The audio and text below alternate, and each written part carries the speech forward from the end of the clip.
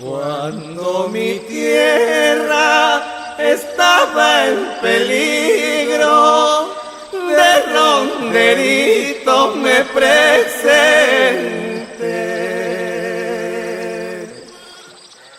Cuando mi tierra estaba en peligro.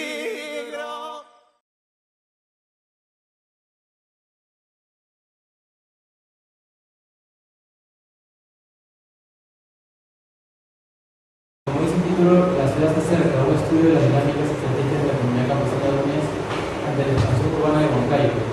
Mi tema es el contexto, la situación en que se inscribe, el estudio de caso que les voy a comentar en esta ocasión es la expansión urbana en el país. En los últimos 50 años el país viene experimentando una acelerada expansión de la ciudad debido a las tendencias migratorias de la población rural hacia los focos urbanos que concentran mercado, servicios de salud, de educación, ampliamente ya documentado en el tema de la migración en Perú. Según cifras del INEI, en el periodo intercensal entre 1993 y 2007, a nivel nacional, la población urbana aumentó en un 35% aproximadamente, con una tasa promedio anual de 2.1 de crecimiento, mientras que la rural apenas un 0.01%. La situación local que me ocupa en este caso, ¿no? La expansión urbana en Huancayo. En Huancayo, en poco más de 20 años, la población total de la ciudad se ha duplicado, con una tasa de crecimiento promedio de 1.6% en el periodo intercensal 93-2007. Es una de las 6 ciudades con mayor crecimiento a nivel nacional. Las principales causas de crecimiento también han sido documentadas: desde la inmigración, cerca de Huancayo hay un polo comercial, y también por un tema de violencia política en la década de los 80, población proveniente principalmente de Huancavelica, Ayacucho y también de la zona rural de Junín. En los años 50, la ciudad de Huancayo pertenecía a 2 distritos, Huancayo y Vilcabamba, mientras actualmente se extiende sobre la población de 5 distritos. El crecimiento de la ciudad también se ha dado sobre territorios de comunidades campesinas. Actualmente son 8 comunidades campesinas que están, tienen una parte de la ciudad en ella. En la zona noroeste de expansión se encuentra la comunidad campesina de Uñas, que realmente es a 15 minutos en auto de la plaza Guadalajara, que es la plaza principal de Huancayo, relativamente cerca. Los objetivos de mi investigación, mi objetivo general es dar cuenta del desenvolvimiento de la comunidad campesina de Uñas en un contexto de acelerada urbanización de su territorio, un acelerado cambio territorial dentro de su territorio. Los objetivos específicos son analizar las relaciones que establece la organización comunal con los principales agentes que acompañan la expansión urbana de la ciudad de Huancayo. Y el segundo objetivo específico es dar cuenta de las principales decisiones y modificaciones internas llevadas a cabo por la organización comunal en relación con el tema de la transformación territorial de su gobierno. Rápidamente vamos a ver la metodología.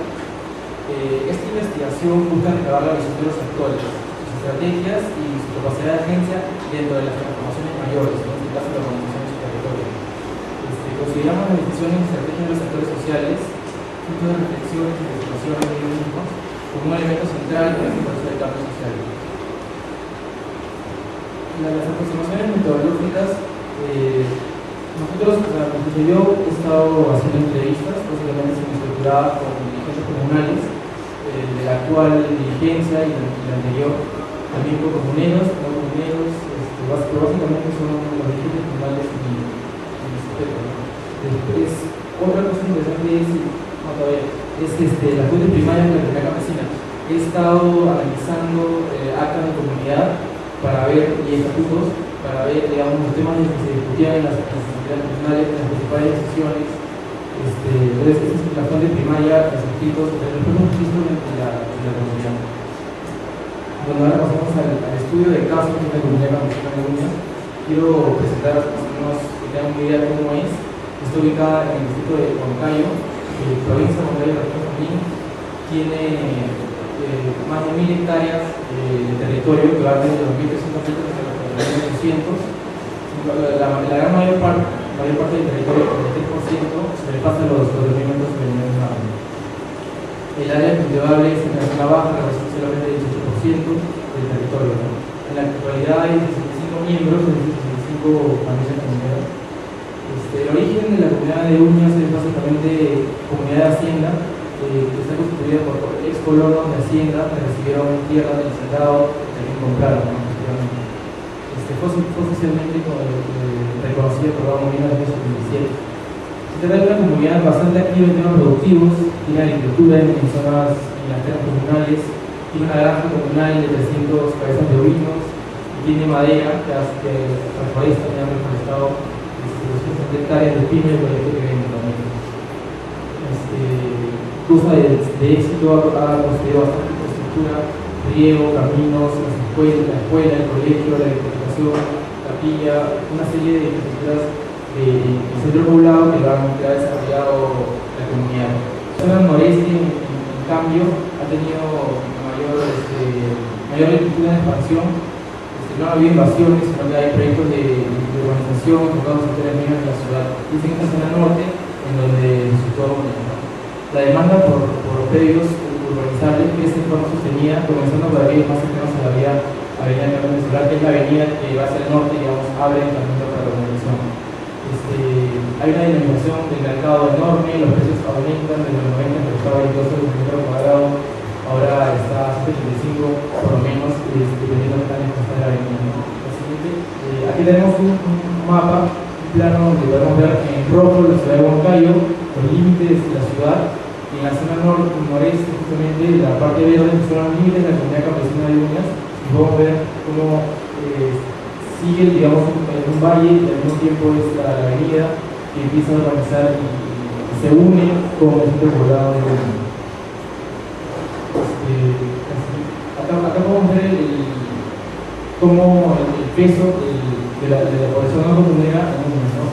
Tenemos el porcentaje de viviendas comuneras y no comuneras del total de viviendas en el centro poblado de Uñas.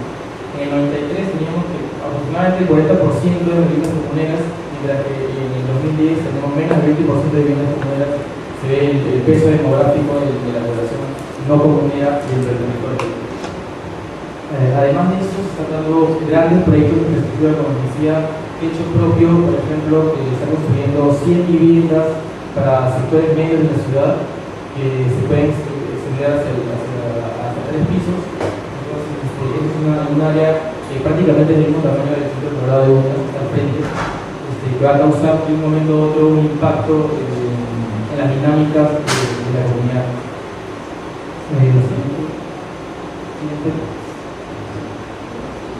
Los agentes que acompañan el proceso de urbanización en Uñas. El primero es COFOPRI y el tema de las tierras. En el discurso, COFOPRI tituló únicamente sobre las organizaciones comunidades campesinas. Sin embargo, ha trabajado en diversas comunidades del Valle de Huancayo. Es el caso de Uñas, ¿no? Tiene realizado intervenciones en territorios de comunidades campesinas, aunque según lo que nos dijeron, no tocan los territorios, las tierras comunales, solamente las propiedades familiares. En el 2005 tuvieron un expediente para Uñas y a partir del 2006 realizan encuestas a la población que están interesadas en tener su título de propiedad. Al mismo tiempo hablan con dirigentes y en la asamblea comunal se aprueba el que se titule. Sin embargo, ya estaba dando ese procedimiento de parte de COFOPRI que aprobó unilateralmente, digamos, la enumeración del territorio donde se encuentra asentado el centro poblado de Uñas. 17 hectáreas fueron digamos, privatizadas por el Estado y pasaron a hacer la regulación por COFOPRI. Bueno, para mí esta intervención del organismo para la formalización representa una acción que hace retroceder a la comunidad campesina en los territorios. Podemos ver que son 17 hectáreas un poco para el territorio que tienen, pero sin embargo está siendo poblado dentro de lo que ha sido desmembrado de la comunidad, entonces representa un impacto fuerte para la comunidad. Según los autores, se da un Huancayo que trata de controlar la red de agua potable. Los comuneros decidieron gestionar el desagüe para el centro poblado y le pidieron a la empresa municipal de Huancayo digamos que invierta en la infraestructura del desagüe. Sin embargo, acudir al Programa Nacional Agua para Todos, que al final lograron tener el desagüe desagües por otra vía, ¿no? Debemos generar una presión, un recurso de parte de una empresa en este caso. El siguiente actor que he visto es la Municipalidad Central del Tambo, de Huancayo, de Huancayo, que la punta de lanza de la municipalidad es cobrar tributos, ¿no? Empezó cobrando tributos desde el 2002, la comunidad campesina subió hasta el Tribunal Fiscal de Lima, se revocó el cobro de impuestos y después se regresó a partir de que ya había privatizado cierta parte del territorio, ¿no?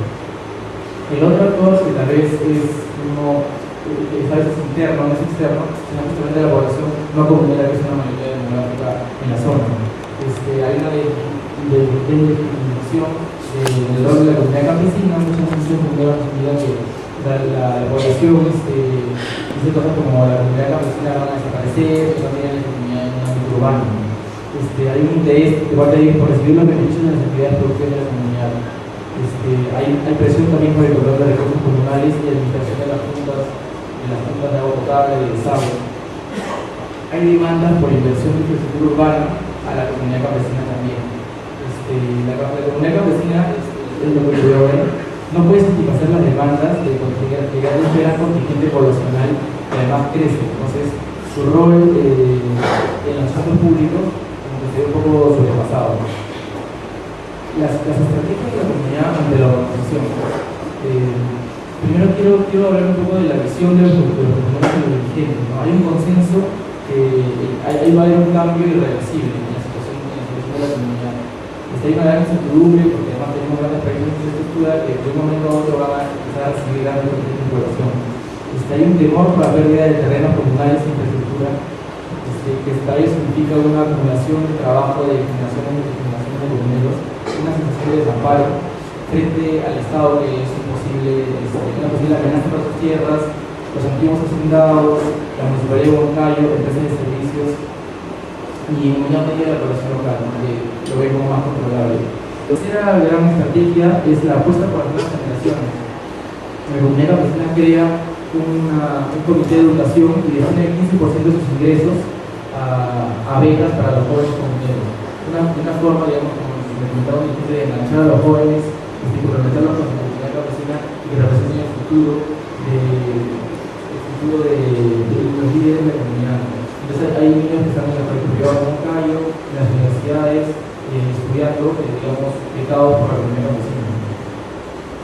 Entonces, quiero plantear algunas reflexiones finales de investigación, ¿no? La urbanización como fenómeno de cambio territorial afecta a la comunidad campesina en cuanto a la forma de gobierno del territorio, los asuntos locales. La fuente de debilitamiento del rol político de la comunidad campesina proviene de diversas fuentes, tanto internas como externas. El alejamiento del espacio público no necesariamente es cubierto por el gobierno local. El alejamiento del rol político me parece que va más por la línea de la amenaza que siente la comunidad campesina por los nuevos vecinos. Observamos tres grandes estrategias relacionadas que llegan a la comunidad campesina, como mencionaba: aprovechamiento económico, tendencia del corporativismo y la apuesta por la educación. Este proceso de corporativismo del espacio comunal tiene como punto máximo una nueva forma de ver los asuntos internos, una visión comunal a una lógica asociativa empresarial. Ese es el cambio que hacen. Los proyectos de cultura apuntaban a contar con las actividades productivas de diversos servicios particulares, más que cuestiones públicas, ¿no?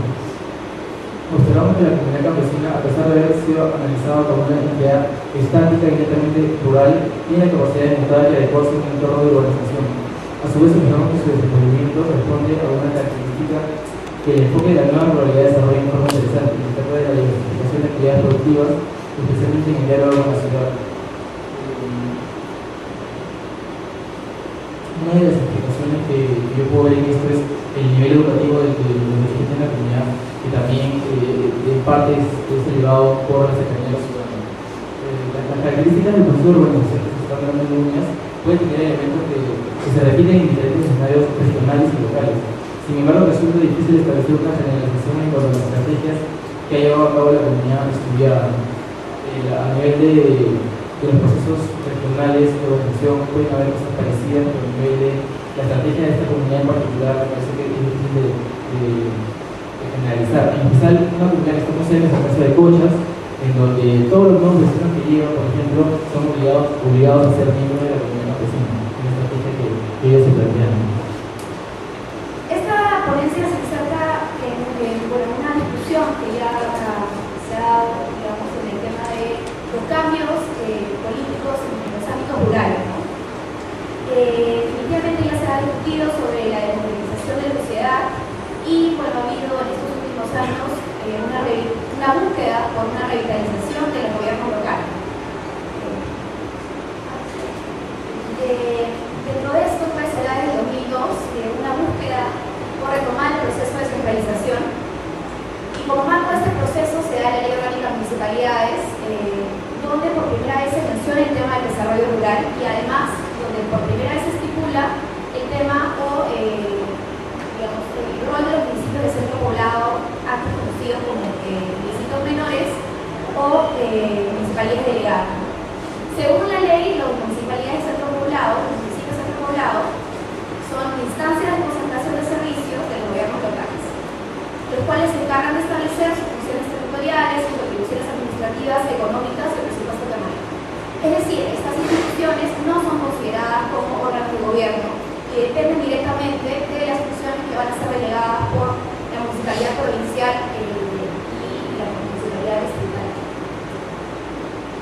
Como este gráfico es un poco para mostrar dónde se insertan los municipios de centro poblado, y en teoría, como dije, la creación de estos municipios parte de las municipalidades provinciales, las cuales en teoría tendrían que monitorear una serie de requisitos para su creación, como contar con 1000 electores hábiles, contar con un sustento por parte de la Oficina de Planificación, el presupuesto, digamos, de la sustentabilidad de estos espacios, y bueno, comprobar que también hay necesidades de servicios básicos, entre otras cosas. Ahora, esto es lo que la ley estipula, pero en la práctica veremos que no necesariamente se cumple esto. A nivel nacional existen 2.125 municipalidades de centro poblado. Esta es una cifra del 2007, no según el último día, otra cifra nueva. Como verán, este número de municipalidades de centro poblado supera la sumatoria de los municipios provinciales y los municipios distritales. A nivel nacional, digamos, uno es el departamento donde se concentra el mayor número de municipalidades de centro poblado. Luego sigue Cajamarca, que también tiene alrededor de 230, Huánuco, Cabellica y Ancash, que ya están bordeando los 100, 150, etc. Entonces, en el departamento de Puno, como hemos visto, se concentra este mayor número de municipios, y la zona donde se concentran más es en la zona sur del departamento. Así podemos ver, por ejemplo, distritos como Ácora, donde podemos encontrar alrededor de 22 municipalidades de centro poblado, y en la zona norte de algunos distritos como Machillo, Macarí, estamos hablando de 5, 3 o en algunos casos distritos que no existen esas municipalidades. Bueno, un dato de la población de Puno es alrededor de 1.935.000 habitantes, y bueno, al hablar de la zona sur y norte sí hay una diferenciación, como ustedes escuchan en diferentes medios y bueno, en investigaciones, el tema de la zona aymara y la zona quechua. En realidad responden a trayectorias históricas, territoriales diferentes, organizativas también. Pero también hay un tema relacionado en Puno, digamos, Puno, los municipios centro poblado y el conflicto social. En las últimas décadas, en los últimos 10 años más o menos, ha habido en este departamento una revitalización de los municipios de centro poblado. En diferentes medios se pueden ver las tensiones entre los gobiernos locales y estas pequeñas municipalidades. Y hay dos casos que, bueno, saltan, digamos, a la vista. El tema del caso de Ilave, donde investigaciones de capacidad de Gregorio y Ramón Pajuelo nos mostraron el rol que habían tenido los tenientes gobernadores y los municipios en todas las acciones que hubo. Y por otro lado, caso más reciente, el tema de las movilizaciones contra las concesiones mineras hace unos meses, donde los municipios de centro poblado, como pueden ver en la foto, estuvieron presentes a lo largo de casi 2 meses que fue esta movilización, y donde se pudo comprobar la organización, donde los municipios de centro poblado y los tenientes gobernadores tuvieron un rol clave en la movilización. Ahora, ¿por qué el estudio de los centros poblados? Como ya les dije, estos centros poblados responden pues a ser los apoyos de las provincias o distritos en el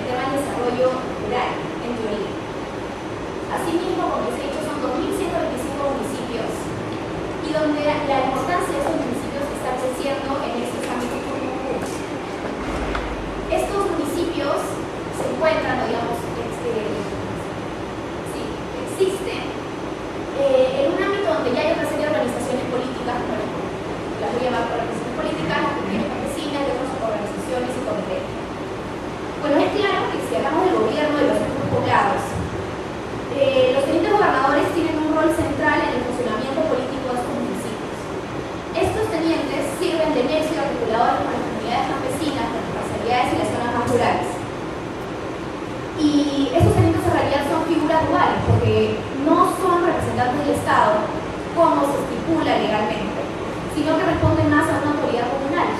Ellos son elegidos a través de asambleas, ellos son elegidos por la población y marcan mucha distancia de cualquier línea partidaria, sino que ellos mismos se identifican como representantes de la comunidad. Su legitimidad no se sustenta únicamente en el ámbito legal formal, es decir, representantes del Estado, las unidades mínimas territoriales, sino que se sustenta tanto en su practicidad, porque son nexos para, por ejemplo, informar los programas sociales, para informar diferentes proyectos que llegan a la zona, los temas legales, sino que también tiene una importancia simbólica que está relacionada a la convención de la zona en esta zona sur. Los tenientes tienen que ver, por ejemplo, con la relación con el medio, es decir, si es que hay una helada, a veces se puede echar la culpa al teniente porque no hizo una oración o porque no pidió de manera correcta. Entonces ahí se ve un juego constante entre la figura política, digamos, formal y también la cosmovisión de la zona, ¿no? Y las misachas que tienen que hacer, por ejemplo, antes de que se inaugure una obra o antes de que se inicie un proyecto, ya sea de puntos o de comunicación rural.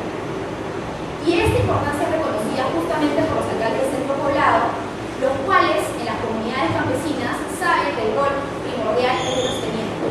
Ahí se ve una complementariedad en estos dos municipios, donde el alcalde es más que nada como una figura articuladora hacia el municipio provincial, sin embargo en los ámbitos internos el teniente sigue teniendo un rol mucho más importante. La segunda consideración sobre el tema del gobierno es que ellos han establecido una categorización entre estas lógicas políticas al interior diferenciada. Una lógica llamada municipal y otra lógica llamada comunal. ¿Por qué he puesto estos nombres? Porque la municipal puede indagar en que se sustenta más en los procesos burocráticos. Los alcaldes le reafirman cuáles son sus funciones según ley, a pesar que luego le den la vuelta al mismo. Pero siempre está presente el tema de la normatividad y la separación clara entre el ámbito público y privado. Yo soy un alcalde, soy una autoridad, sin embargo, cuando cada un horario establecido, yo soy X persona. Sin embargo, el teniente gobernador, al que yo lo identifico como una lógica comunal, no establece una diferenciación clara entre lo público y lo privado. El teniente puede ser abordado desde las 5 de la mañana hasta las 9 de la noche y, tiene que basar su legitimidad no solo en cumplir su rol de representante del Estado, sino en, como les dije, asistir a diferentes actos sociales, aniversarios, misachas, y no tiene esta diferenciación de público y privado. Había una palabra que salía mucho en las entrevistas que realicé, y es el tema de que el teniente es como un padre. El padre no tiene horario. El padre se entrega a sus hijos durante el tiempo que ejerce su cargo. Y en cambio los alcaldes tenían siempre esta crítica que por qué eran presionados a cumplir o estar en todos lados más allá del horario oficial.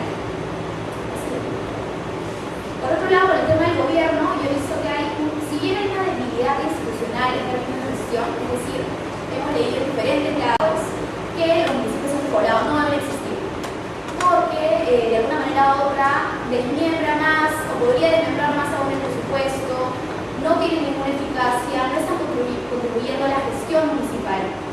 Y en cierto punto yo estoy de acuerdo con eso. Sin embargo, los datos y la información recogida muestra que sí, es débil institucionalmente. Sin embargo, también tiene una importancia política y simbólica muy fuerte en estos lugares. Es decir, si bien no cuentan con presupuesto, si bien no cuentan con la logística mínima necesaria, no son eficaces, tienen problemas de rendición de sus 1.900 soles, hacen a veces mal uso de pequeño presupuesto, sí se podría ver que el municipio de Centro Poblado es visto como una plataforma para que las diferentes comunidades se relacionen y puedan ejercer cierta presión frente al municipio provincial, crea una plataforma de negociación de cierta manera. Eso es lo que también podemos ver, luego los centros poblados se unen lo que es la Asociación de Municipalidades de Centro Poblado, que hasta ahorita viene teniendo a nivel nacional una agenda de poder ser autónomos económicamente y políticamente. Y hay una cita que a mí me interesa recalcar, es una cita de una tenienta que cuando le preguntamos por la importancia del centro poblado, su respuesta fue sí, ¿por qué no? individual no voy a saber nada. ¿Y cómo voy a tener apoyo? Siempre tengo que participar con respecto al centro poblado. Entonces sí, hay se cree, digamos, o es parte del discurso en las entrevistas, que ser centro poblado te permite acceder a. Además, tiene una lógica de prestigio, porque al llegar a ser, por ejemplo, como ya lo hemos visto, las comunidades, el proceso de municipalización, la comunidad, llegar a ser municipalidad de centro poblado, la municipalidad de centro poblado, llegar a ser distrito, y ahora vemos que muchos distritos quieren ser provincias. Entonces también hay una lógica de prestigio frente a lo que decían, ¿no? Bueno, yo cuento con los requisitos para este distrito, mientras que al costado no. Entonces también hay una lógica ahí de prestigio frente a los otros. Ahora, con el tema de gobernanza territorial, en realidad el concepto de gobernanza territorial es un concepto complicado. Supone pues la articulación de una serie de actores, establecer acciones comunes, y como se hablaba en la mesa principal, es muy normativo todo lo que existe a partir de ese concepto. Es decir, si seguimos esta serie de pasos, se va en teoría a mejorar la gobernanza en estos ámbitos, ¿no? Y así hay una serie de organizaciones que te plantean, como la Internacional, el Banco Mundial, que si se cuenta con una serie de características, bueno, se va a tener una buena gobernanza. Pero en realidad lo que yo vi en estos casos es que este proceso no es articulado. No hay proceso articulado de gobernanza territorial en estos municipios de centro poblado y en esta provincia específicamente, que directamente establezcan consensos claros que beneficien a la población más vulnerable, que justamente se sitúa en estos ámbitos rurales y en estos ámbitos municipales. Ahora, hay aspectos positivos y negativos con respecto que, digamos, que podrían permitir que se dé este proceso o no.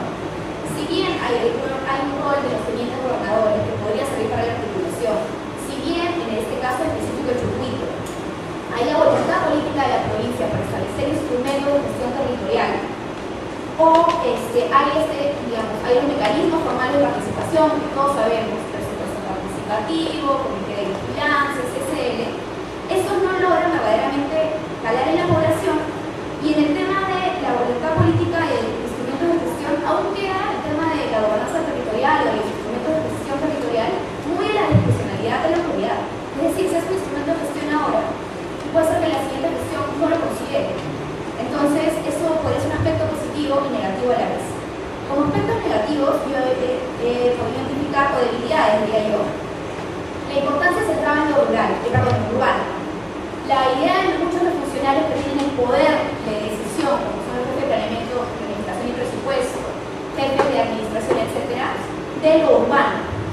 Y de repente no tanto el interés en invertir en lo que son procesos productivos, proyectos, ¿no? Y bueno, lo que ya sabemos, el tema de articulación entre ámbitos distritales, provinciales y gobiernos regionales. No hay políticas claras de ordenamiento territorial, de zonificación económica y ecológica que efectivamente permitan que haya un proceso articulado.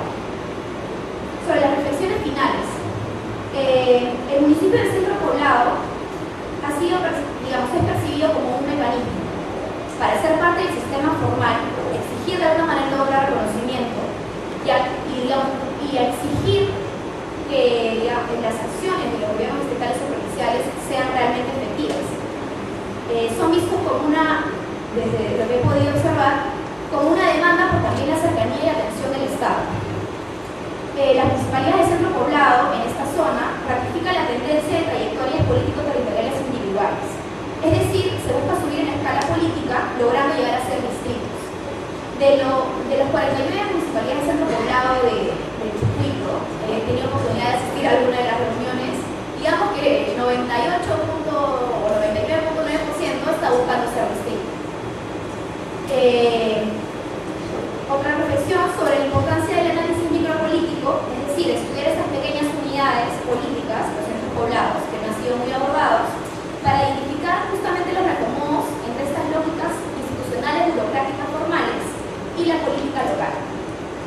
Que no solamente se van a ver en este espacio micro, sino que muchas de las tensiones que hay se pueden ver claramente en el ámbito distrital, provincial y hasta regional. Cuando hay demanda, por ejemplo, de la presencia de las autoridades, del acceso a las autoridades, que muchas veces no se da en los gobiernos locales. La siguiente, por favor. Las últimas dos reflexiones sobre la gobernanza territorial, yo creo que es un concepto interesante, pero que supone ciertos retos y ciertas complicaciones. Porque no se puede pensar una gobernanza territorial sin considerar las características locales, las relaciones de poder y las capacidades de aquellos que negocian. Más aún en contextos caracterizados por relaciones clientelares, como podría ser el caso peruano, ¿no? Entonces creo que este concepto supone un reto y supone no pensar, digamos, en pasos para una gobernanza territorial, sino considerar las dinámicas políticas de estos espacios. Finalmente, si bien se puede afirmar que existen iniciativas, en este caso específico, que buscan generar desarrollo local con enfoque territorial, aún son más los problemas que las potencialidades existentes para entablar sinergias y buscar objetivos comunes que se traduzcan en mejoras concretas para la población más vulnerable de estas zonas. Muchas gracias.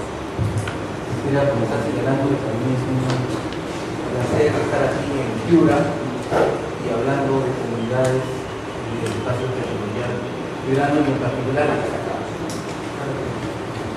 lo que yo trato de plantear en este trabajo es una discusión que se dio muy fuertemente cuando se empieza a discutir la ley de comunidades campesinas, en teoría actualmente vigente, en teoría porque está contra una cosa de la ley que no está con la Constitución, pero esa ley nunca fue derogada, o sea, sigue siendo la ley que organiza parte de la vida de las comunidades.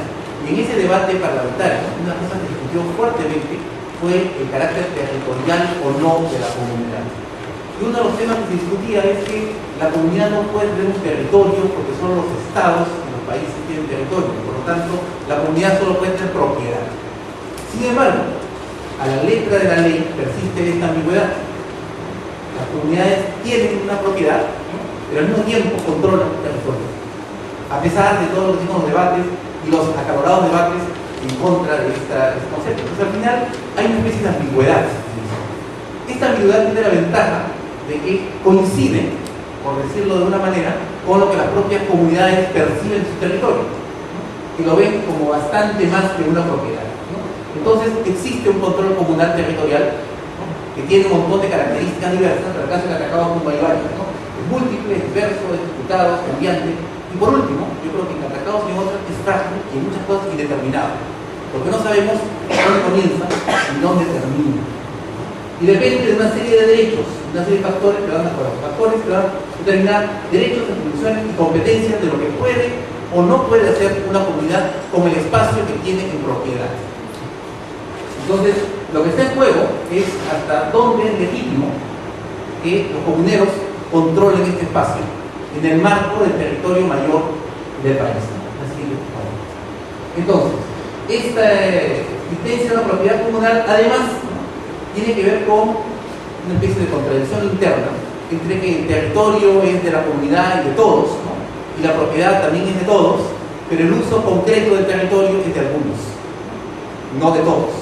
Entonces, eso supone una, vamos a decir así, una contradicción inherente en todas las comunidades que tienen un tipo de actividad agrícola u otra que llegan a ser los pastores, porque los pastores también manejan el territorio en otros términos, ¿no? Entonces, a esto le podemos sumar el hecho de que todas las comunidades en general, ¿no?, se constituye, la comunidad misma constitución, se constituye en una lucha histórica de defensa del acceso y la propiedad de la tierra. Este acceso y propiedad de la tierra que tiene que ver con buena parte de la historia de todas las comunidades en el país. Entonces, estos derechos de propiedad que tiene la comunidad en la práctica, y de acuerdo a la ley además, les concede todos estos elementos de derechos de propiedad, pero también un montón de funciones y acciones que tienen que ver con el hecho de habitar y controlar este territorio. Este territorio es habitado, utilizado, trabajado, apropiado, reivindicado, ¿no? Entonces esa palabra control involucra un montón de cosas diferentes. Entonces lo que está en juego, antes de pasar al criterio, es esta tensión, vamos a decir así, entre propiedad y territorio. Si queremos, derechos territoriales y derechos jurisdiccionales. Derechos de propietario que tiene capacidad y derechos de acceso, de uso, de aprovechamiento del territorio, pero jurisdicción en el sentido de que tiene capacidad de controlar más allá de la posesión y los actos territoriales, ¿no? Entonces, lo que yo traté de hacer en este trabajo es comparar esta doble relación entre propiedad y jurisdicción en 3 periodos y en el proceso de construcción de lo que es una comunidad, ¿no? En el caso de la comunidad de Catacaos en particular, y mostrando, ¿no?, que en cada periodo, en un momento histórico diferente, la relación entre propiedad y territorio varía, cambia, se transforma. Tiene que ver con la naturaleza propia de la concepción del espacio y también con la naturaleza de los individuos y de las instituciones que ocupan y controlan este territorio. Entonces, voy a entrar como a 3 grandes momentos de la historia comunal de Catacaos. La primera es el proceso de formación y reconocimiento de la comunidad. La segunda es lo que llamamos la etapa clasista de consolidación comunal. Y la tercera, el periodo contemporáneo sobre el periodo de globalización. Aquí tenemos un cuadro de la parte agrícola de Catacaos. Una de las primeras grandes contradicciones internas que se ha trabajado un poco artesanalmente sobre un mapa elaborado en el proyecto de un CPES de Catacaos con el CIPCA, ya con 15 años. Entonces, ahí en rojo está el territorio de las ex haciendas, luego ex cooperativas, ahora zonas parceladas, ¿no? En un poco un gris, un poco marcado, son las zonas de las UCPs, ¿no?, otorgadas, propiedades creadas en el momento de la comunidad, y las partes no marcadas son las partes de las pequeñas propiedades comunes, ¿no? Tres tipos de tierra agrícola construidas y constituidas históricamente, ¿no? Catacaos, para los que no saben, está ahí de Piura hasta la Unión, ¿no?, con territorios que van hasta la zona de Paita por un lado, Sechura y Olmos por el otro, ¿no? Un territorio que tiene más o menos, en términos de lo que se reivindica, entre 800.000 y 1.200.000 hectáreas por espacio, y en términos de comuneros inscritos, en sus mejores épocas llegó Catacaos a registrar 23.000 comuneros inscritos. Tengo entendido que actualmente está por 14.000. Entonces tenemos un proceso, además, eso tiene que ver con la propia capacidad misma de registrar a sus miembros. Vayamos a la siguiente foto. Entonces entremos a estos 3 periodos relativamente rápidos. O sea, un poco de prehistoria. Catacaos se forma, la población de Catacaos actual tiene su origen más lejano en el pueblo de reducción armado entre 1572 y 1578 y 12 se coló. En realidad, juntando el mismo pueblo a 2 tipos de poblaciones diferentes. Una población que venía del Valle de Piura, ¿no?, y otra población que venía del Valle de Chira y de más al norte. En total, entre 10 y 12 parciales indígenas. Lo interesante, y eso no sé si lo sabe cómo en Piura, hablaban 2 lenguas en Catacaos. O sea, era una población reducida de pueblo y hablaban 2 lenguas diferentes que no se entendían fácilmente entre sí. En ese momento, en el momento de la reducción, Catacaos era el pueblo de indios más importante de Piura, porque tenía más población, estaba cercana a la ciudad.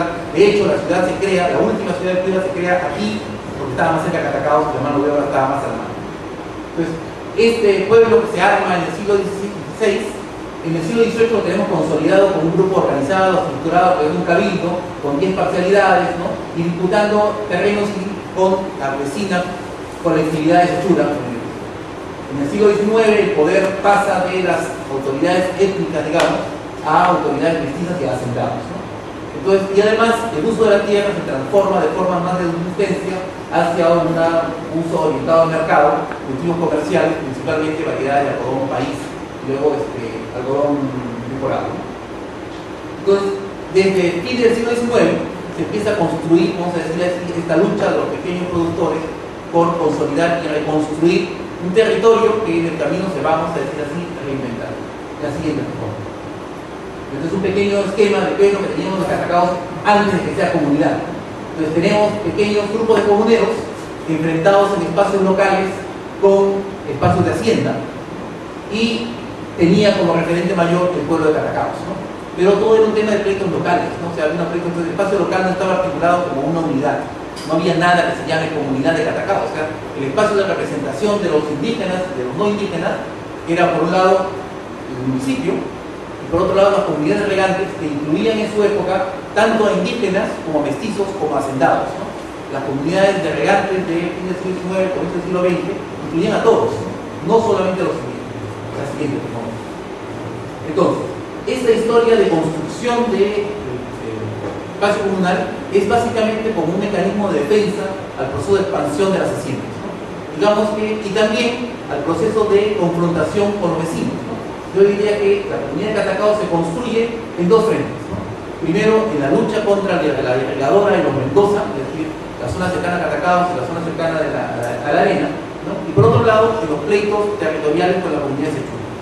Es en este proceso que se logra construir, ¿no?, en alianza y tensión, además, entre grupos más izquierdistas y grupos más filoapristas, ¿no?, un espacio comunal territorial que consigue, vamos a decir así, el reconocimiento comunal, pero sin una definición de límites, ¿no?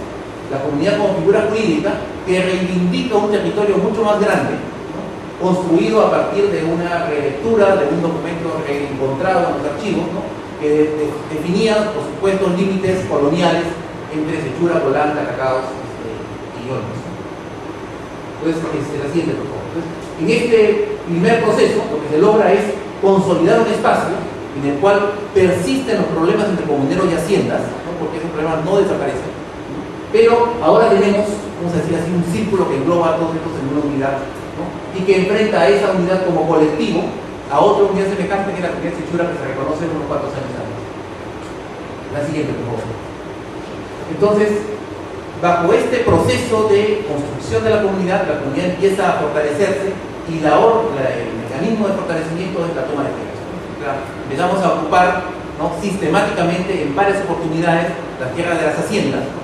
Nos enfrentamos unas cuantas veces a tiros con la gente de la comunidad de Sechura, ¿no? Y empezamos a construir unos otros una serie de reivindicaciones, digamos así. Este territorio reivindicado empieza a ser reclamado, utilizado, defendido, ¿no? Y cada vez más, digamos, más apropiado por los gobiernos, ¿no? Entonces, a la víspera del gobierno de la UNTE y también a la víspera de la reforma agraria tuvimos importantes tomas de tierras, ¿no? De tal manera que justamente estos espacios reivindicados por la comunidad que estaban ocupados y con la llegada de la reforma agraria, ¿no? Se constituye un nuevo escenario, ¿no? Donde la gran hacienda, la propiedad desaparece, ¿no? Y se puede empezar a pensar el espacio comunal, ¿no? Como un lugar más o menos consolidado, con menos disputas. Nunca se llega a solucionar hasta ahora los límites externos, pero se empieza a entender que hay un espacio comunal consolidado en el cual la misma comunidad se fortalece, ¿no? Una defensa clasista, línea correcta política, ¿no? Pero además en la construcción de una comunidad integrada que consigue al interior de sí misma, vamos a decir así, minimizar las diferencias existentes entre los tipos de comuneros, ¿no? Entonces, en un proceso primero de disputa entre los comuneros que venían de los pequeños propietarios y los comuneros que venían de las 6 haciendas y luego cooperativas, más los comuneros de las UCP, construyen, vamos a decir así, una unidad comunal. Entonces, este periodo clasista tiene como dos momentos, ¿no? La construcción de la alianza, ¿no? Que es una disputa además con la reforma agraria y con el Estado, y una segunda parte, la consolidación de la central comunal como un agente que controla su territorio. Empieza a administrarlo y empieza a pensarlo como un territorio completo que tenemos ahí para gobernar, administrar, controlar, ¿no? Y en el cual se empiezan a tener obras de inversión, compra organizada, una pequeña unidad de servicios, etc. Entonces la central comunal se consolida, porque tiene el programa de salud, el apoyo a las ONGs, empieza a consolidarse como un espacio central de gobierno, de poder, de control, ¿no? Que, vamos a decir así, administra de alguna manera un territorio que, salvo el espacio de linderos, es indisputado. Nadie le reclama al mercado que sea su tierra y nadie se lo protege. Siguiente, por favor. Entonces, en ese espacio tenemos un espacio consolidado donde al interior del grupo ya no hay conflictos, ¿no? Ya no hay tensiones mayores, ¿no? Que se resuelven en esta construcción de la unidad comunal. Persisten los problemas externos, pero en este periodo tampoco son problemas mayores. Aparece esta confrontación con Sechura, que es el vecino permanente, ¿no?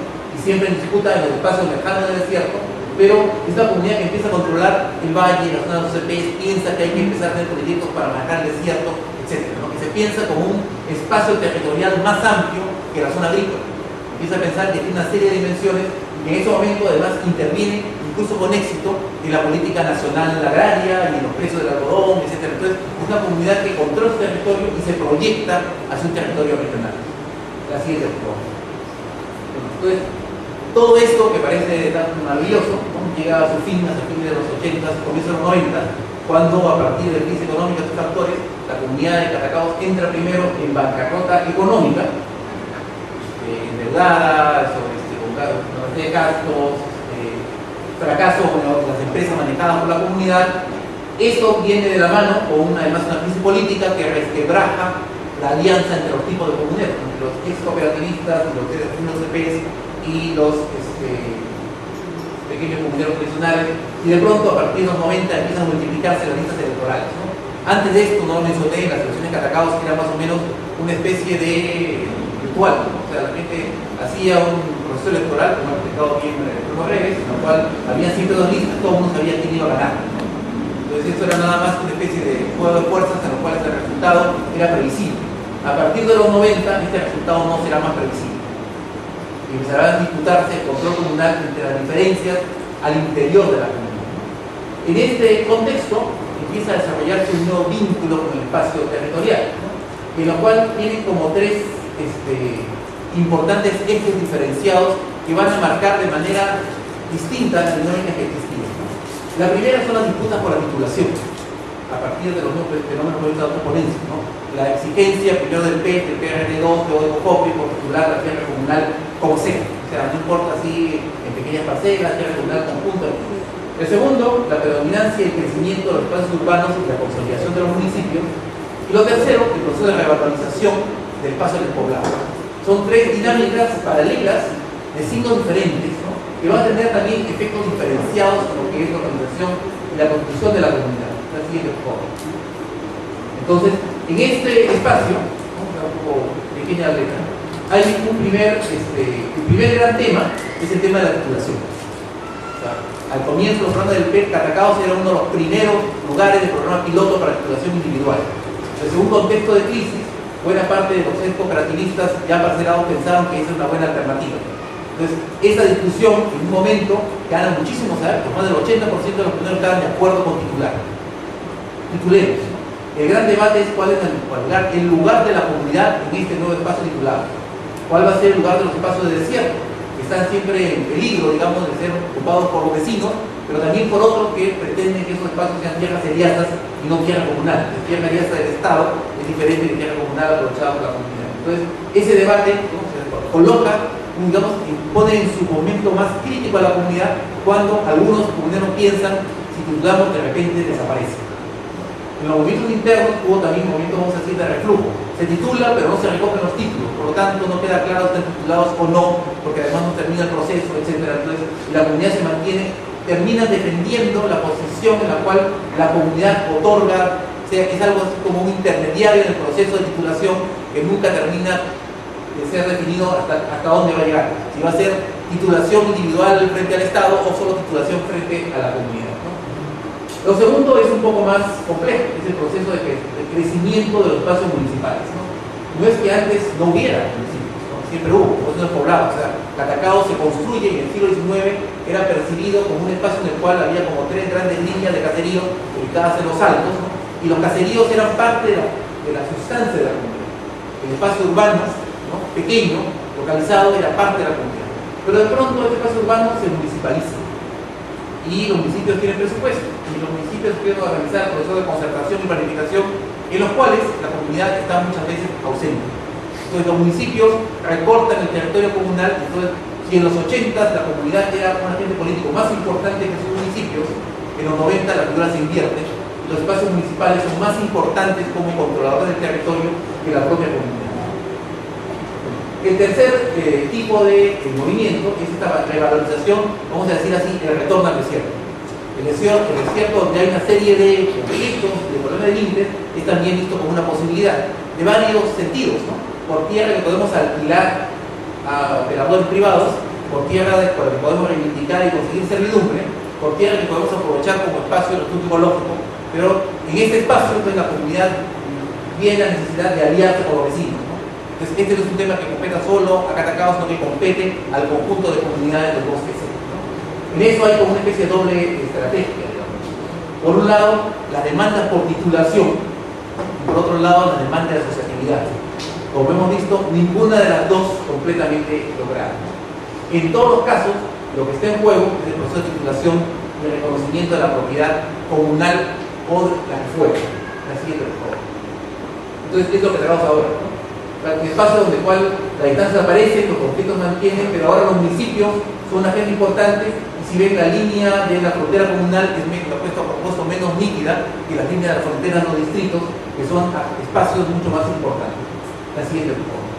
La manera de balance final. Tenemos como este proceso mayor, el siguiente para hacerlo más rápido. Tenemos como momentos diferentes en esta relación entre el territorio, la sociedad y el control comunal y el espacio. Entonces, en el primer momento está el que yo llamo el momento de la propiedad de reclamo. O sea, la propiedad no es estrictamente, lo tiene pequeña propiedad, pero no tiene consolidación, ni siquiera noción completa de la propiedad, ¿no? Lo que existe es un territorio cultural. Entonces, lo que pasa en el proceso de construcción de Catacaos es que se empieza a inventar una comunidad, se empiezan a inventar y a construir estos límites, ¿no? En el momento de la comunidad, en el proceso de desarrollo, ahí sí tenemos una propiedad en uso. Y esta propiedad en uso controlado, con límites de disputa, empieza a proyectarse como un espacio territorial. Es sobre la base de esta propiedad más o menos segura, ¿no?, que una comunidad puede efectivamente empezar a desarrollar control territorial. Y por último, tenemos otro espacio donde la propiedad otra vez puede estar en cuestión, no como efecto, sino como propiedad comunal. Y en eso hay como una especie de, por un lado, una pérdida de control interno, y por otro lado, la búsqueda de territorios que son bien límites, lo que es el despoblado, es un territorio en el cual los límites de la comunidad quedan, como se decía así, difusos dentro de proyectos más amplios de diverso signo. La siguiente, por favor. Entonces, lo que vemos es que en la práctica la propiedad y el territorio no siempre coinciden. Que solo en los momentos en los que hay una coincidencia entre una, digamos así, una capacidad de reducción interna y disminución de los conflictos entre agentes diversos, sumado a un reconocimiento indisputado del territorio, es que podemos entender el territorio comunal como la propiedad comunal como territorio. En los otros momentos que hemos trabajado, tanto en el proceso de formación como en el proceso contemporáneo, esta coincidencia se desdibuja. Entonces, digámoslo así, como última reflexión, entonces la capacidad de la comunidad de construir este territorio, esta propiedad como territorio comunal, ¿no?, tiene que ver con una serie de consideraciones, por un lado políticas, de contexto político, pero también de gobierno, vamos a decir así, de gobernanza, no he usado el término a propósito, de gobernanza interna de este espacio, ¿no?, y que necesita además la propiedad como punto de partida, pero son los contornos externos los que permiten o no permiten esta construcción de territorio de propiedad comunal como un territorio. Gracias. Agradecemos a Alejandro Díez por su exposición. Alex, a partir del caso de la comunidad campesina de Catacao, ha comparado la relación entre propiedad comunal y control territorial.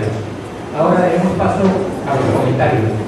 Bueno, para comenzar quiero señalar que si bien las tres ponencias están relacionadas al tema territorial, los estudios de Catacaos y de Uñas están más vinculados entre sí y comparten la preocupación por la transformación de la comunidad en lo que a propiedad y territorio se refieren como parte de procesos mayores de cambio en las sociedades rurales. El estudio del próximo libro, en cambio, se sitúa en el ámbito de la gobernabilidad de los territorios, centrándose con mayor énfasis en las relaciones entre autoridades, en las formas de gobierno, brindando elementos que contribuyen a la reflexión sobre la gobernanza territorial en las zonas de estudio. De esta forma, tengo más elementos de comparación entre las dos primeras en relación a la tercera, lo cual se va a ver reflejado en el siguiente.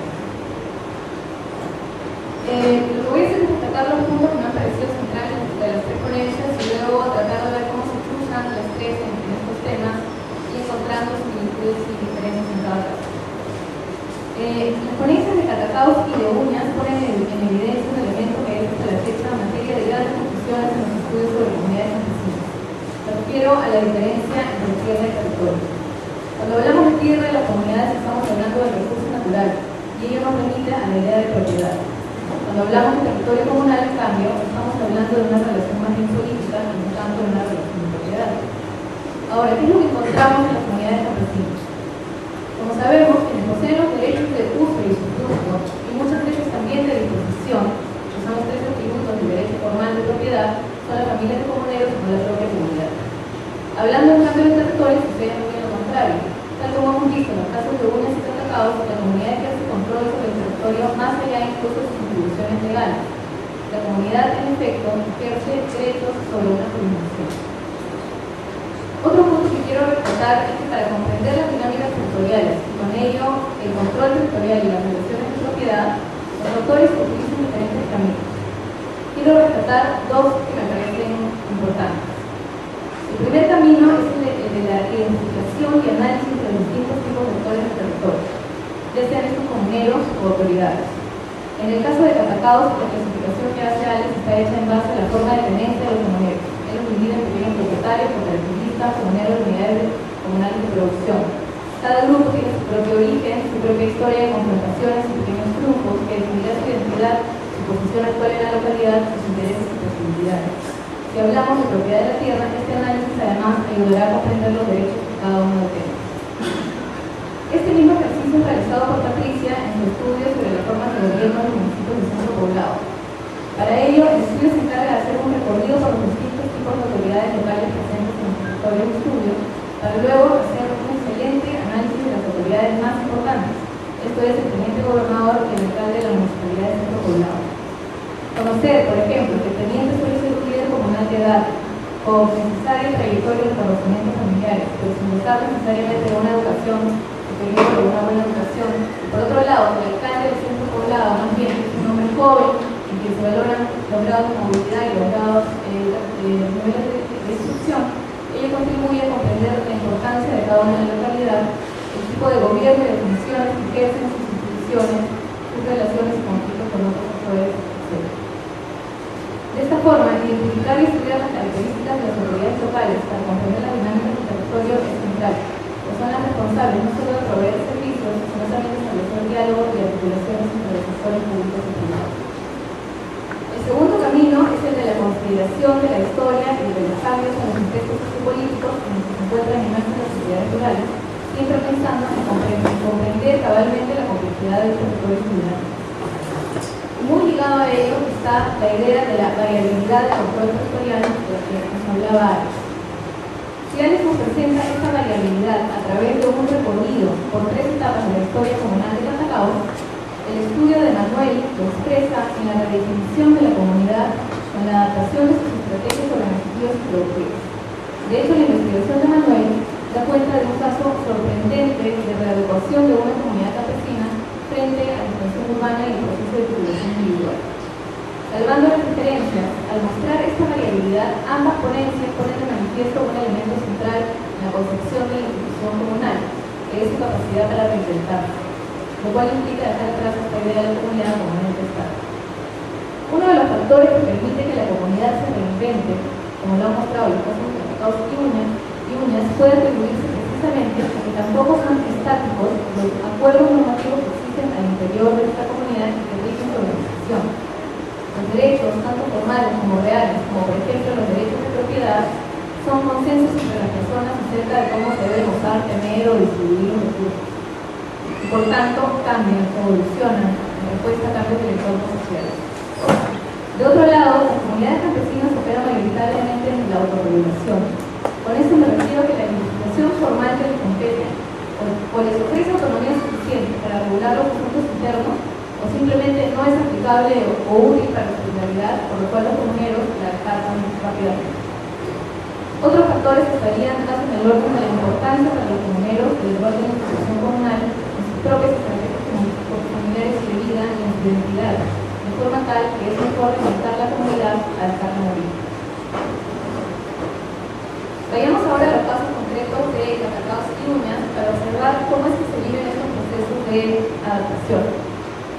En el caso de Catacaos, para tomar solamente la última etapa, esta etapa que se llama de la globalización de la comunidad, corresponde el debilitamiento de la organización comunal por una confluencia de factores, algunos de orden interno, como la legitimidad de las autoridades en cuestión, división política, crisis económica, a las que se suman otros intervenientes del exterior, la expansión de la producción individual, cambios en las funciones del gobierno local como promotor del desarrollo y la competir con la comunidad. Como resultado, se tiene que el control territorial comunal se ve mermado. Ante este escenario, la comunidad continúa con su función primordial de defensa de la propiedad colectiva de las tierras, pero a la vez empieza a explorar nuevas relaciones de control territorial, en el caso del manejo de bosques. En el caso de Uñas, según explica el autor, la pérdida de control comunal sobre el territorio se debería en buena medida a la pérdida de cierto liderazgo urbano de la comunidad por el desmembramiento hecho por los pobres, a la presencia de una población no comunera, así como a la titulación individual y el proceso de venta de tierras particulares. La propiedad comunal de este modo se ve fragmentada y el territorio cada vez se invade por agentes externos. No obstante, lo que puedo observar es que este hecho se traduce en lo que podría ser visto paradójicamente como un momento de auge en la organización comunal, tanto en lo económico, con la generación tremenda de ingresos gracias a la venta de territorios individuales, como en su capacidad de planificación e implementación de servicios sociales, como programas de dotación de recursos, pensión para enfermos, becas para los estudiantes, también proyectos económicos productivos como aserraderos para la conversión de maderas. Todo esto en un contexto en el que la identidad colectiva y los lazos son reforzados en oposición a los nuevos, a los no comunidades que van incorporándose al territorio comunal. En ese sentido,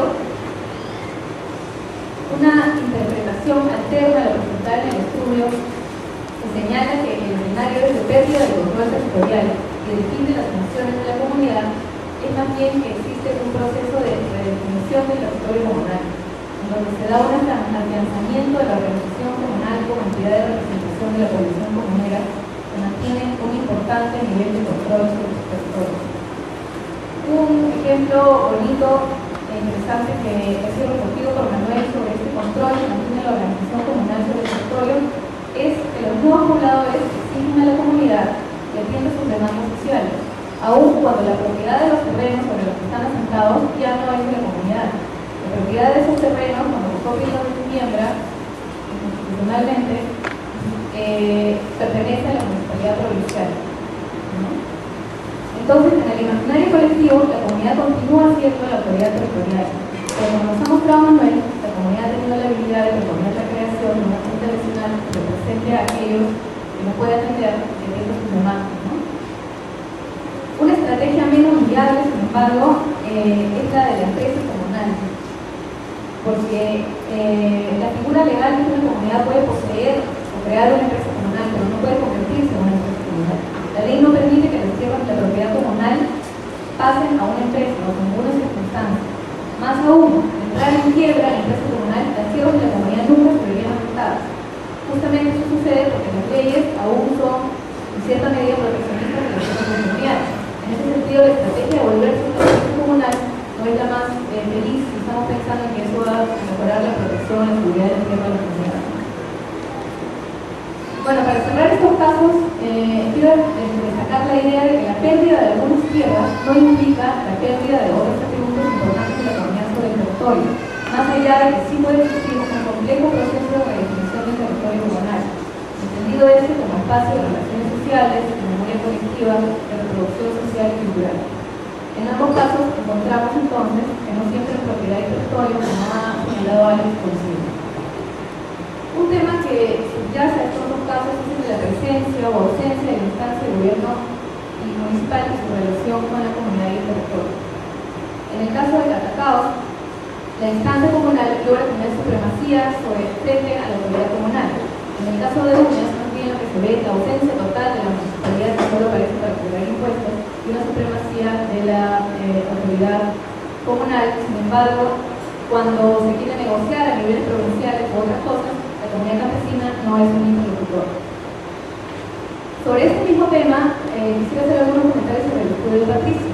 En los casos de Caspa y Molino, lo que encontramos más bien es un acercamiento diferente entre autoridades comunales y autoridades tradicionales, como en este caso el teniente gobernador, y la autoridad municipal. Pero en este caso estamos hablando de un centro poblado. La relación entre ambos tipos de autoridad es estrecha, colaborativa, incluso complementaria. Podemos arguir distintas razones para ello. Los municipios de centro poblado y sus alcaldes, si bien son una creación estatal, son también una demanda comunera. En ese sentido, las municipalidades de centro poblado son la materialización de la expectativa local de un grupo que espera el estatus municipal para utilizarlo para fines de uso propio. Es significativo, por ejemplo, que sean las organizaciones comunales las que dirijan el acto de rendición de cuentas del alcalde, establezcan la frecuencia en la que se debe rendir cuentas, entre otros aspectos. La percepción es que la autoridad municipal es un aliado. Si saltamos, en cambio, en el mismo caso de Patricia, al vínculo de estas autoridades tradicionales con las de otros niveles de gobierno, como el provincial, encontramos que, igual que en el caso de Uñas y Catacaos, las autoridades tradicionales y los alcaldes de las municipalidades del centro poblado son ignorados. En ese sentido, el problema de las relaciones verticales en el territorio y de la minimización de lo local no se ve resuelto por la existencia de una municipalidad de centro poblado, una institución más de base en la estructura política del Estado. Lo que observamos, tanto en este caso como en los anteriores, entonces, es la imposibilidad real de la comunidad de articularse exitosamente con otros actores en niveles mayores de gobierno y en sus espacios de participación. Quiero retomar una cita que Manuel recogió en una asamblea comunal cuando la comunidad pensaba en convertirse en empresa, ¿no? Un comunero dijo, o nos quedamos así o nos lo pasan. De este modo, a la luz de las ponencias presentadas, las vías para no dejarse opacar que se expresan en último término en cambios en las estructuras organizativas, la definición de los territorios y de las relaciones de poder, etc. en las comunidades pueden ser distintas. En el caso de Catacaos, la comunidad intenta renovarse a través de su integración a espacios y proyectos mayores como el Chocobosque, en el cual puede encontrar un nuevo control territorial y también renovarse con recursos de la ecología o la conservación. En el caso de Uñas, es el giro hacia un desarrollo empresarial y productivo, mientras que en el caso de Casa y Molino, las comunidades se apoyarían sobre la institucionalidad formal que les otorga la municipalidad de sus entes. Bueno, buenas tardes con todos y todas. Muchas gracias por la invitación a hacer algunos comentarios sobre las tres ponencias. Estos son tres casos interesantes y ricos en detalle, diferentes, pero diferentes porque se muestran algo de la variedad enorme en las respuestas de las comunidades frente a los procesos históricos de expansión del Estado, en este caso los municipios, y el mercado en zonas, sobre todo en zonas rurales. Entonces, y nos dan diferentes patrones de experiencia histórica y también de respuestas a esas situaciones. Un poco con el peligro de duplicar algunos comentarios que suben, yo preparé este cuadro para hacer tratar de comparar los tres casos, ¿no? Entonces, sobre algunas dimensiones, ¿no? Entonces, si vemos la relación entre la comunidad y el Estado de forma del municipio, en el caso de, y los he puesto desde uno, Casco y Molino, Catacaos y Uñas, en esta secuencia. Entonces, lo que yo veo que es la relación que se da en las comunidades de Puno es más bien una relación simbiótica y co-gobierno entre las comunidades y sus municipios. En el caso de Catacaos, por otro lado, da la impresión de que es una comunidad asediada por el Estado, está a la defensiva, buscando no solamente organizarse internamente, sino manejar las presiones externas. Entonces, y buscando un espacio para tener cierta autonomía frente a estas presiones. Mientras que en el caso de Uñas, los espacios y las competencias entre el municipio y la comunidad parecen ser más bien mejor definidos y más separados. Es decir, hay una mayor distinción, parece, entre una y la otra en términos de sus responsabilidades y competencias. Si miramos las lógicas en juego, en la casa de Puno, las comunidades de Puno, se nota muy claramente que hay vestigios de la lógica precolonial, combinados con una lógica estatal que es relativamente precaria. Y esto permite esta situación de casi gobierno. Por un lado, hay una tradición fuerte, que todavía presente, entonces sus autoridades y sistemas de gobierno tradicionales y unas presencias del Estado, donde es municipalidad relativamente precaria. Y hace que la relación es más de mayor igualdad, mayor posibilidad. Por eso se habla de posibilidades de negociar consenso. En el caso de Catacaos es una lógica de gobierno territorial comunal debilitado por las razones ya expuestas, y frente a una lógica de un Estado neoliberal muy fuerte. Entonces, en ese están dos lógicas. Uno, que es una lógica que no es totalmente comunal, porque la presencia de propiedad privada es muy fuerte, pero entonces da la impresión que es una situación más en transición.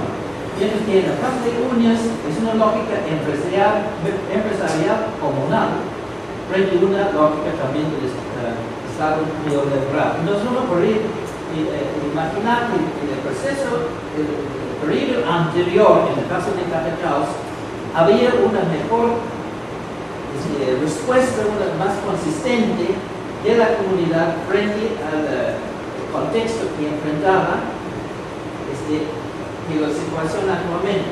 Mientras que en el caso de Uñas, parece que su respuesta es más compatible con el tipo de contexto económico y político que enfrenta. Entonces, el concepto de propiedad pasa esto por algo que hablamos a muchos de estos estudios. Hablamos de estrategias de retiro o de acomodo, ¿no? En el caso de uno, hay una búsqueda de una dependencia mutua y la búsqueda de decisiones por consenso. Mientras que en el caso de Catacaos, por ejemplo, casi es ceder el desarrollo económico y territorial a la municipalidad, pero tratando de transar para mantener cierta defensa territorial en términos reivindicativos, por un lado, y ecológicos y por otro. Entonces, ahí hay una nueva ingrediente interesante, no sé, puede ser precaria, pero una búsqueda de alternativas diferentes.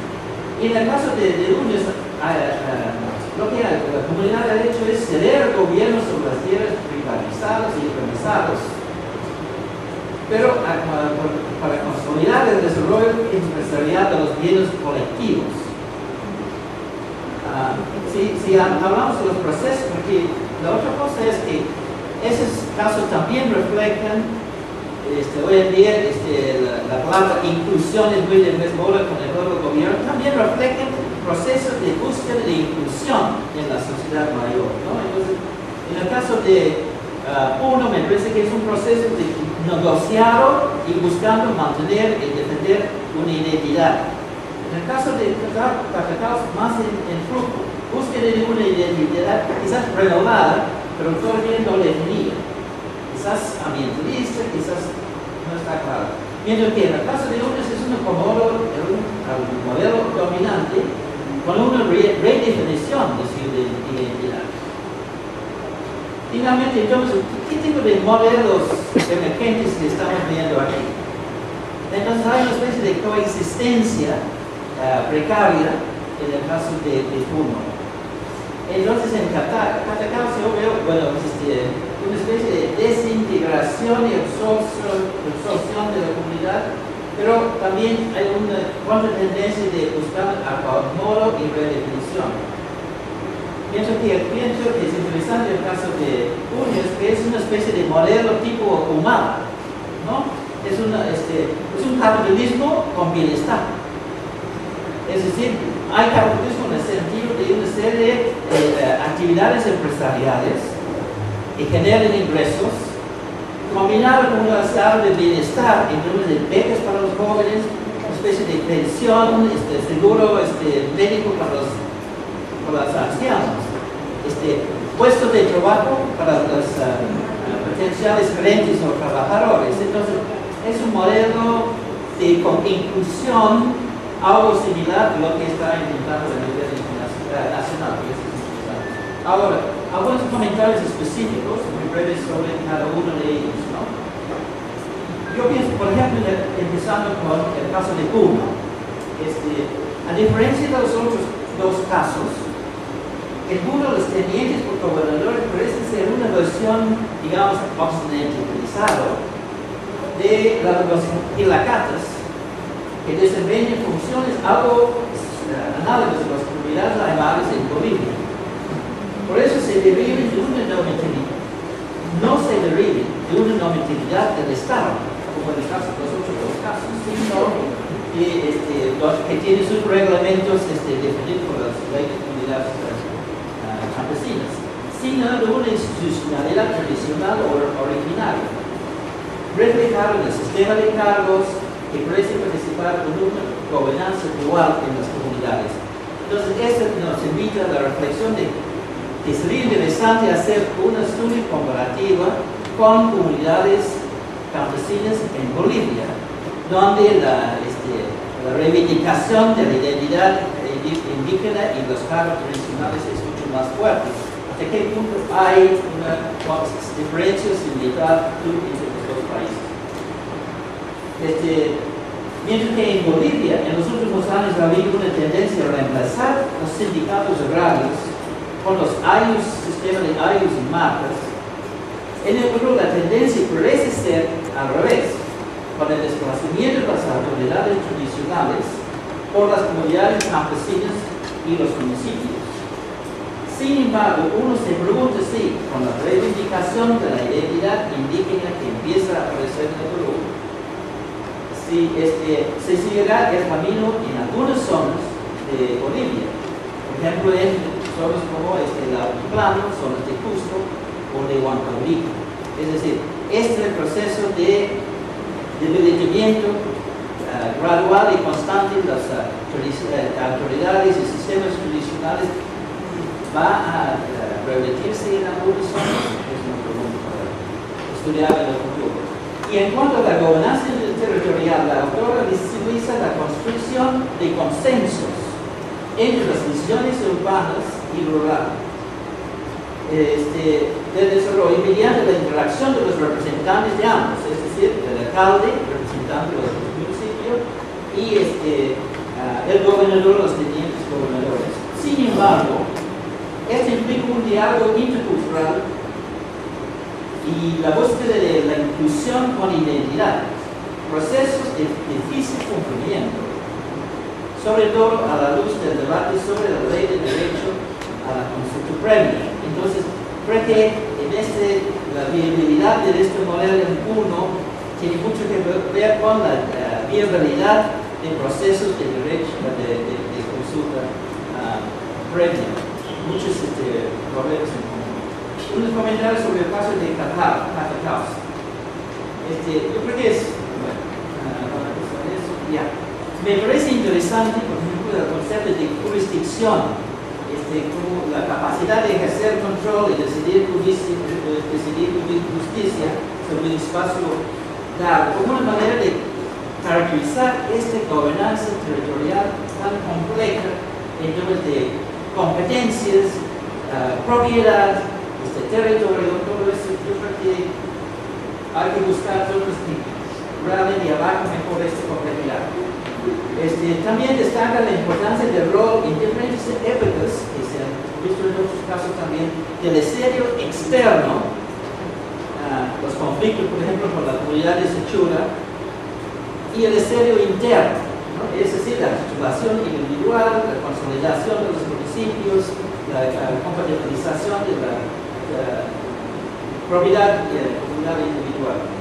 Son desafíos importantes para la gobernanza territorial. Y finalmente, sobre el caso de Catacaos, sería interesante entender qué factores han impedido o están impidiendo la consolidación de las actividades empresariales comunales que antes eran más fuertes y que sí se han desarrollado recién unos como un concepto.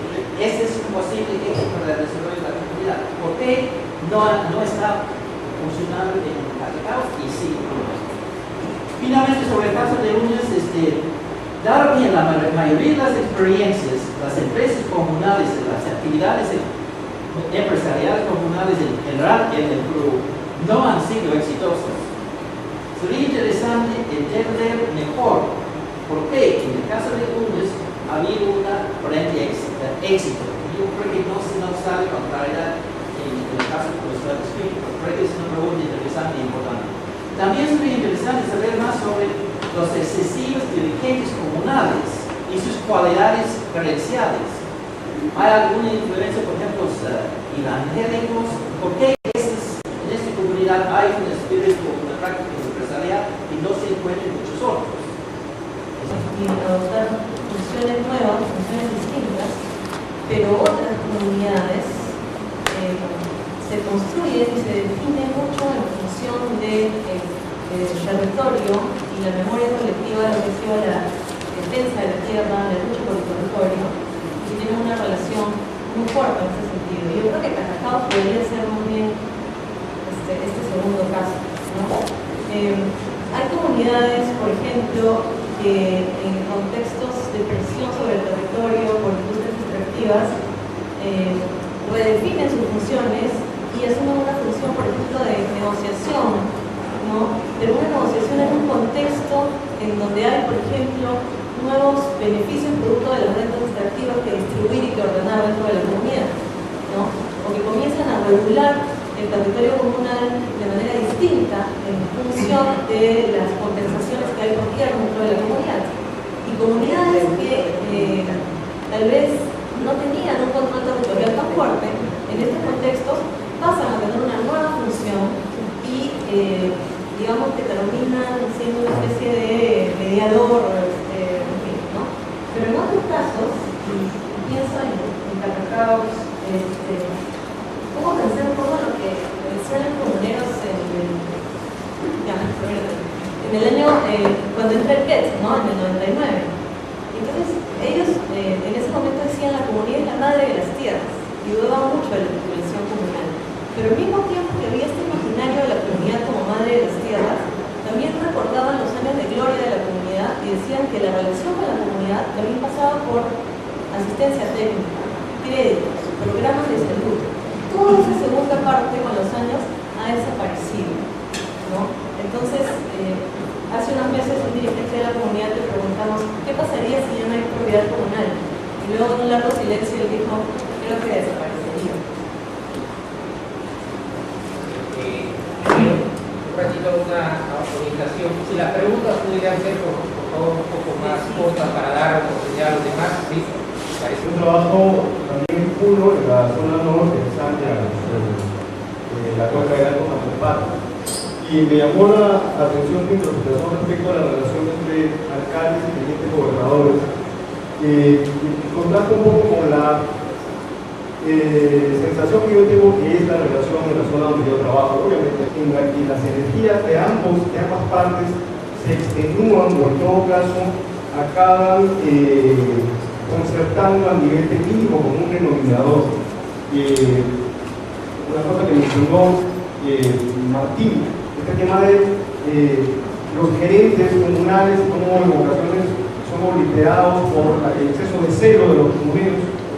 Yo tengo la impresión de que en muchas ocasiones eso ha ocurrido con los alcaldes, que a veces acaban siendo rehenes de los tenientes gobernadores, que tienen el poder directo de levantar a la población contra el alcalde, ¿cierto? Y eso se relaciona, o lo que quería pedirte que lo pudiéramos relacionar con otro elemento que viene un poco de la ponencia de balance, el desencanto respecto, tengo la observación de que estamos tratando de desencantarnos respecto a la propuesta del gobierno local, el gobierno más cercano al pueblo o a la tierra, como modelo de construcción del Estado. Yo tengo la sensación de que en esta minimización progresiva del poder o de la representación estatal, que también representan los municipios de centro poblado, una suerte de minifundización del Estado o combificación del Estado, podemos estar entrando en un modelo de disolución del Estado. ¿Qué puede decir al respecto? Mi pregunta para Patricia Quiñones. ¿No crees que las municipalidades delegadas, si llegaran a formalizarse con algo más pedido en el Congreso, a formalizarse en el sentido de que decían ser autónomas y constituirse casi en un nivel de gobierno tal como son las municipalidades distritales y provinciales, ¿no crees que eso fragmentaría la posibilidad de desarrollo de los espacios locales al fragmentar al mismo tiempo el presupuesto de la República en el ámbito municipal? Juan Russo, del gobierno regional, el tema de diálogo y prevención de conflictos, particularmente perturbadoramente clarificante. O sea, por dónde empezar desde la perspectiva de la prevención, transformación, negociación constructiva en torno al tema de conflictos sociales. El tema de gobernanza local y gobernabilidad precisamente se ha manifestado como una agenda necesaria y pendiente de los propios gobiernos regionales a reforzar para precisamente promover esta visión integradora del desarrollo territorial de la región. Entonces, básicamente, de manera concreta, todo es aplicable en el caso de Piura, particularmente porque tenemos las comunidades campesinas más grandes, las más pobladas, las más antiguas. Y esto trae tal vez a colación factores básicamente políticos también en su composición propia. Entonces, a todos los opositores, de la perspectiva del análisis que ustedes han desarrollado, ¿qué lecciones aprendidas de formación al fortalecimiento orientada a la promoción de la gobernanza regional de las comunidades podrían recomendar? Una última nomás, porque nos están esperando en la otra sala, por favor. ¿Sí? Voy a hacer asesor técnico de la comunidad internacional. La foto que se ha tomado sobre la comunidad tropical está muy buena. Está tan buena que yo me veía ahí en la pantalla. Entonces, quedan algunas cosas preguntas que hace Martín Brack, así se dice. Decía, por ejemplo, ¿qué ha pasado? ¿Por qué se ha perdido? ¿Por qué ya no puede la comunidad internacional dar servicios a sus comuneros? Hay que entender que en los últimos 20 años, al cortar el circuito financiero, crea una barrera estructural, crea un bloqueo, y lo que estamos realmente los comuneros siendo agredidos. Uno ve su personaje de lamentable recordación, lo dijo Pedro de los Velanos, y de esa manera nosotros estamos viviendo la regresión permanente a una correcta visión de la comunidad, me parece. Es necesario que se hagan algunas interpretaciones, ¿no? Yo, por ejemplo, me preocupa eso que dijo Alejandro Díez, decía, por ejemplo, en la última parte, ¿no? Ellos no saben entender si la articulación viene del Estado o viene de la comunidad, y ni yo mismo que estaba ahí entiendo su comunidad, porque en el derecho es claro, solamente puede transferir el que posee, el que tiene, el que es propietario, en este caso la comunidad. O sea, la comunidad, pues, en este momento estamos en grandes esfuerzos para modificar estos estatutos y para renovar nuestra identidad. Entonces, la pregunta concreta una interpretación que sería una interpretación colectiva que podemos hacer de los acontecimientos de nuestra querida comunidad. Muchas gracias. Le damos ahora la palabra a los expositores, empezando por Manuel ETS, y por favor, lo más concreto posible, tienen 3 minutos, ¿sí? Cada uno.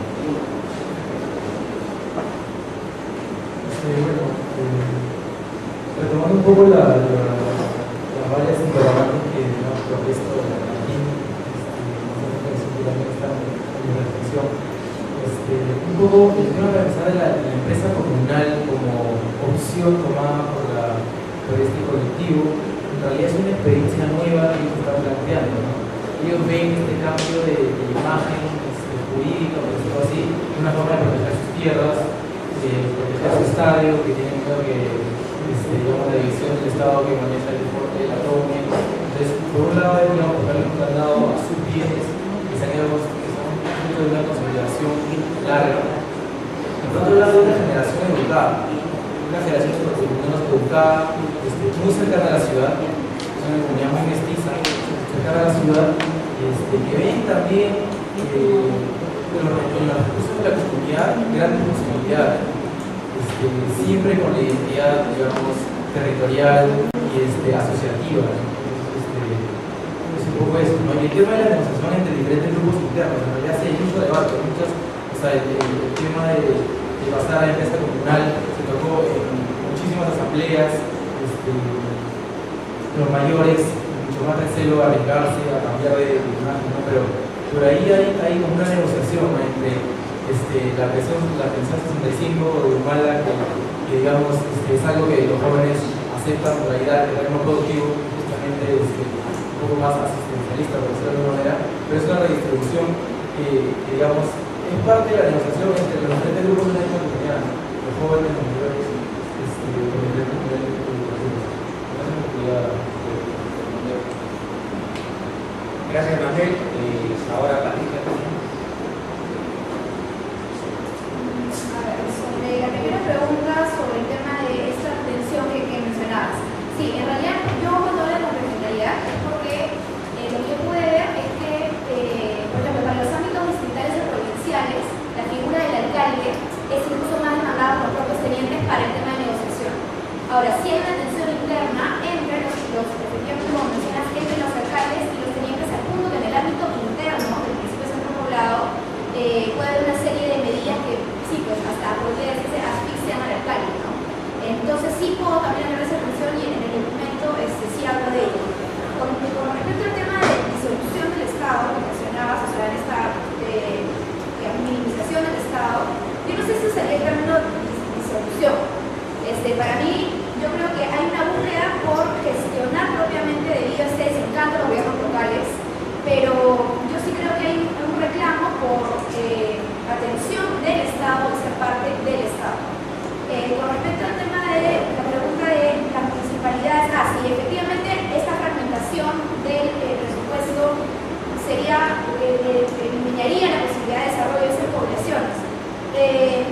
Esta ponencia lo que quiso es mostrar no solamente en un ámbito normativo, es decir, si es que deben existir los municipios antipoblados o no, sino comprender justamente la importancia simbólica o la importancia que pueden tener para la propia población.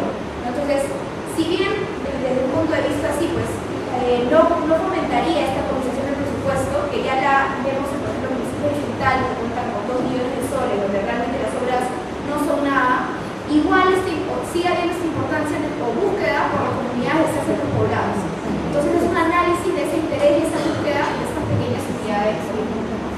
Finalmente, sobre el tema de fortalecimiento, prevención de conflicto, etc. En el caso de Puno específicamente, no puedo extender, digamos, la experiencia de diferentes gobiernos locales, porque acá hay una figura que mencionaba el teniente gobernador. A mí el tema de las figuras de los tenientes me parece que son figuras clave para el tema de gestión de conflictos en Puno.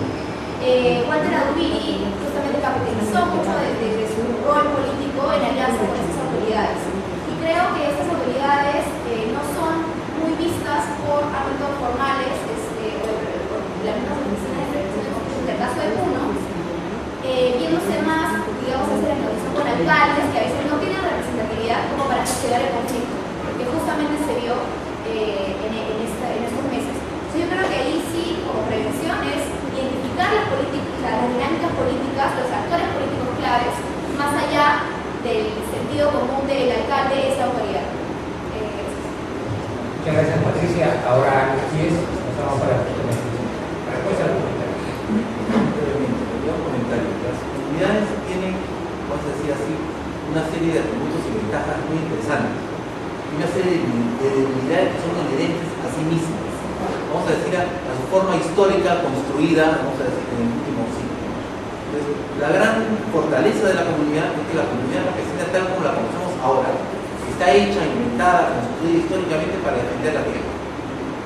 Para defender la tierra contra las amenazas a la propiedad. Entonces, ahí donde la comunidad es amenazada en su propiedad, se levanta. O sea, digamos así, nada le viene mejor a una comunidad con una empresa minera que la amenaza.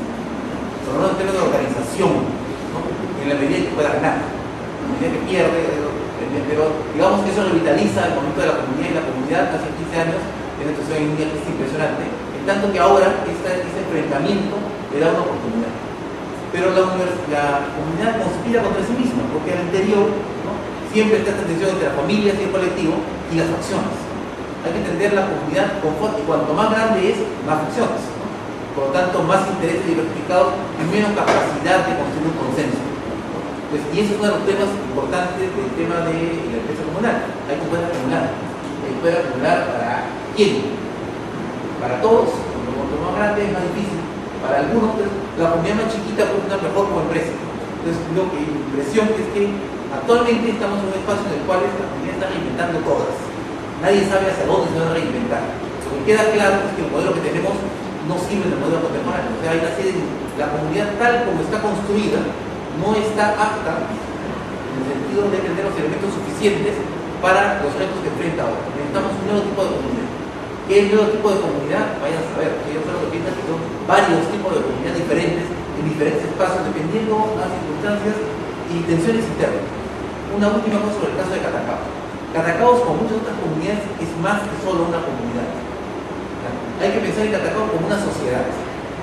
Es una sociedad local grande, ¿no? Donde la comunidad es un actor importante, pero no es el único. No es el único actor desde hace mucho tiempo. Es ciertamente el actor más importante, pero es un espacio en el cual la comunidad es, digamos, al revés de las comunidades imaginarias, ¿no? La comunidad de Catacaos como sociedad existe antes que la comunidad conocida. Y luego se reinventa por una serie de elementos, vamos a decir así, clasistas y políticos, ¿no? Pero muchos elementos culturales están ahí, vamos a decir así, subterráneos. Lo que queda claro es que por el momento en Perú ni la vía municipal está completamente consolidada, ni la vía indigenista está tampoco consolidada. Gracias. Muchas gracias, Alex. Agradecemos a Patricia Quiñones, de la Universidad Católica, Manuel Tese de Radio, a Alex Pies, de la Universidad Católica, y a los comentarios de Riva Mondeo, Cepes y Martínez Correa. Muchas gracias a todos. Cuando mi tierra estaba en peligro, de Ronderito me presenté.